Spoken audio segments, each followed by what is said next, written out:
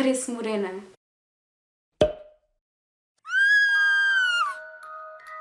Olá pessoal, sejam mais uma vez bem-vindos ao meu canal e sejam bem-vindos a mais um vídeo de True Crime. Um bocado bipolar esta introdução, não foi?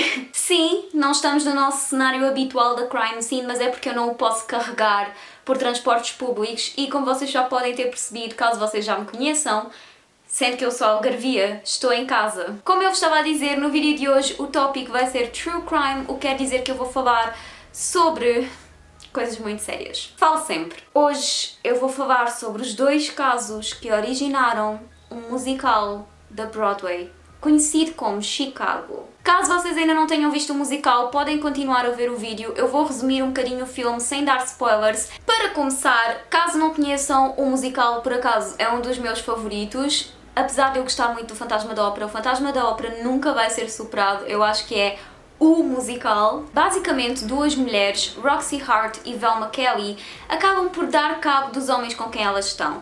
Roxy é a personagem principal, ela tinha um amante e o que ela fez foi alvejar o amante dela porque ele ia deixá-la, e não só porque ele ia deixar, mas também porque ele tinha prometido uma coisa que não lhe podia dar. Ela irritou-se e pronto, acabou-se a vida dele. Roxy Hart ainda queria ser conhecida, Velma já tinha uma carreira estabelecida e o filme começa com Velma a ir para o palco. Velma atuava sempre com a irmã dela, elas as duas eram super conhecidas, mas quando Velma chega ao palco está sozinha. Isto porque ela já tinha dado cabo tanto da irmã como do marido, porque estavam os dois envolvidos. E pronto, isto é literalmente os primeiros 5 minutos do filme, não são spoilados de nada, não vão saber o final porque eu não vos vou dizer o final do filme, portanto vão ver, porque é muito interessante porque elas depois têm um advogado.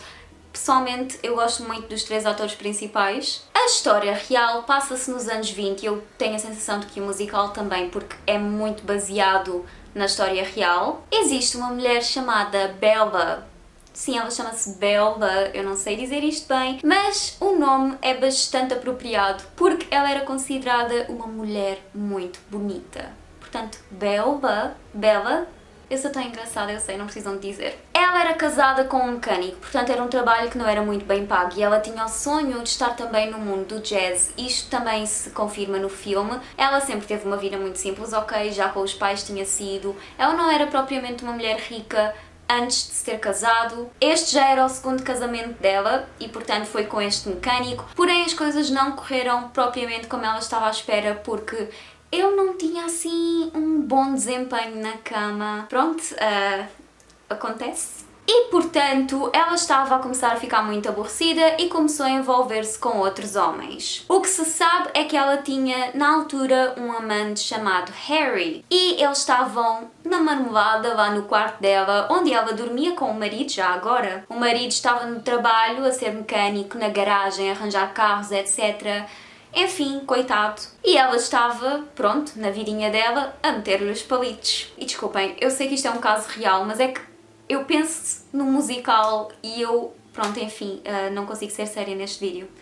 Eu vou tentar. Aparentemente ele quis deixá-la e ela não ficou satisfeita com isso e, portanto, ela sabia onde o marido guardava uma arma e essa arma era apenas para self-defense, ou seja, caso eles alguma vez fossem assaltados, caso eles alguma vez precisassem de utilizar aquela arma, ela estava ali apenas por segurança, mas ela irritou-se de tal maneira que pegou na arma, ele estava de costas a vestir o casaco depois de lhe ter dito que a ia deixar e pronto, alvejou-o nas costas. Mas ela meteu uma musiquita de jazz, ficou ali impávida e serena, com sangue, etc. O homem a esvair sem sangue também, porque ele ainda não estava morto, então ela ficou à espera que ele desse o último suspiro. Só depois é que ela ligou a chamar e a pedir ajuda. Basicamente a história que ela contou foi que ele a tentou violar e que eles os dois foram em direção à arma como se a arma estivesse ali, né?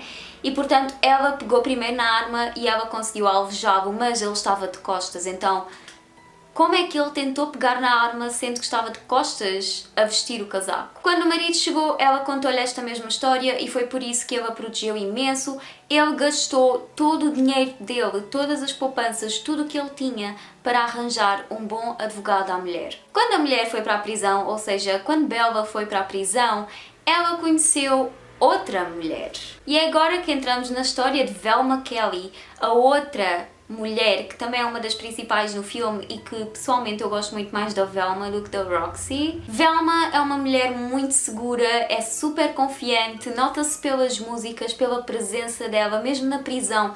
Ela é uma mulher muito astuta e inteligente. Quando Bella foi para a prisão, ficou na Murderess's Row e esse era o sítio onde ficavam as assassinas mais conhecidas de Chicago. E por que raio é que mulheres que tiram a vida a outras pessoas são tão conhecidas em Chicago? Porque elas aparentemente eram todas muito bonitas e portanto ficavam super conhecidas. Quando ela estava nessa Murderess's Row, ela conheceu Belva Gardner.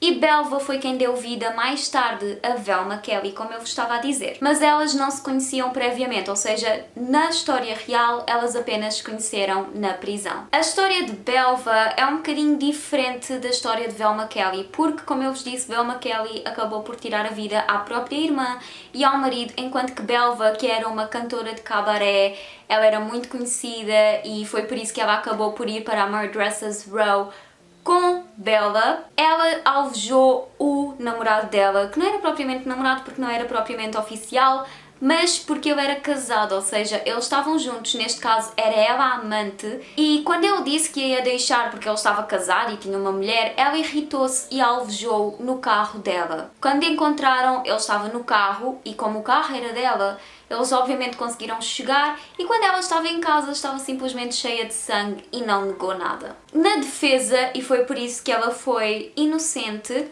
ela disse que era uma mulher de 39 anos, os maridos, os ex-maridos neste caso, eram todos super ricos, ela também era muito rica, estava bem com a vida e portanto por que raio é que ela se iria chatear por um miúdo de 28 anos a ter deixado quando há muitos homens por aí? A falha na justiça, de acordo com o que dizem atualmente, naquela altura, é que as mulheres bonitas safavam-se sempre. Não interessa o crime que elas fizessem, como eram bonitas e como tinham sex appeal, safavam-se. O caso de Bella, ela safou-se porque no julgamento disse que estava grávida de um homem que a tentou violar e que já a tinha violado previamente. E portanto, como ela estava grávida, as pessoas começaram a ter muita pena dela e começaram a sentir-se mal.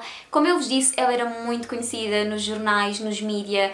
Toda a gente a conhecia, toda a gente a adorava porque ela tinha um ar muito inocente, tinha uma pele pálida, um cabelo muito bonito, curtinho, muito bem cortado, olhos azuis, muito doces, a face também era rosada. Ela era considerada uma das mulheres mais bonitas daquela altura e, portanto, nunca na vida seria condenada pelo que fez, porque foi self-defense, ela estava apenas a proteger-se e depois ainda ficou grávida, coitada, não podia ser morta. E nós estamos aqui a falar de duas mulheres que cometeram mesmo os crimes e que as provas apontavam para elas, ou seja, todas as provas diziam que elas tinham feito aquilo porque sim, porque estavam irritadas, sem qualquer nexo, sem qualquer pensamento, mas quem estava a julgar o caso, ou seja, na América eles têm aqueles júris, nós cá em Portugal não temos isso, mas os júris acabam por ser pessoas completamente aleatórias e não pessoas que estão dentro da justiça. E como elas eram tão conhecidas e eram tão mediáticas e como elas atraíram tanta atenção por serem as duas bonitas, esse júri determinou que elas eram inocentes. Ou como eles dizem em inglês, not guilty.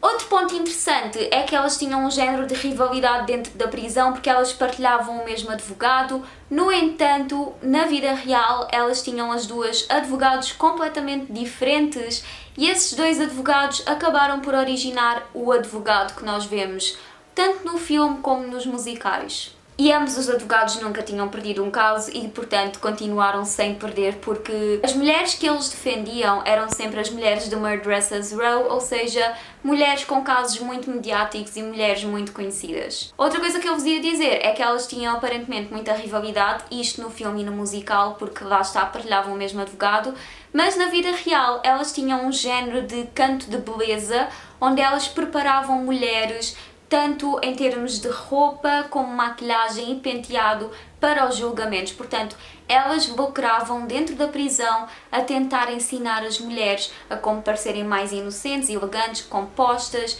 e por vezes sexy quando era necessário apelar ao júri. Portanto, foi esta a história verdadeira do filme Chicago. Eu não sei, como eu gosto muito do filme, eu achei que seria interessante trazer aqui para o canal. Eu espero que vocês tenham gostado deste vídeo. Era suposto ser uma coisa mais leve e fácil de digerir, sem muitos detalhes sangrentos, só porque é um vídeo à quarta-feira, isto para compensar o facto de não ter havido vídeo no fim de semana. Mas não se preocupem que sábado vai haver vídeo outra vez, ok? Eu espero que vocês tenham gostado. Se ainda não viram o musical, vão ver. Adeus e até ao próximo sábado.